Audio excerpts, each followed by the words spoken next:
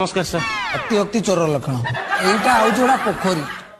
300 माछ थे केते माछ थे 300 माछ 300 माछ तू गणी देलु संगे संगे आपण कहले 300 माछ थिले मने कर 300 माछ थे आज्ञा 300 माछ रु 150 माछ हेले भाकुर आउ 150 हेले कोन मु को पसिदेली ना कोन मु कोन जानिथिली मते पचारछु सेति में कहूची मने कर 150 माछ हेले भाकुर आउ 150 हेले रोई गोटा लोकोटी आसिकी ता देह सैलानी विष पकईदेला कौन पकेला विष पकेदेला तो आउ केते मले केते रहिले टोटाल तो सब गले आ रहिले कि पोखरे आउ किछि माछ रहिले केमिति सा विष खाइदेले बुल बुल बुल बुल कोन सर दास तो दे पाठ bull bull bull bull bull bull आउ रहिलेनी आबे माछ उरा तो विष खाइकी मले पोखरी रे रहिबे ना एम्बुलेंस रे घर पळेबे मूर्ख कोटिकार अकाल कुष्पांड।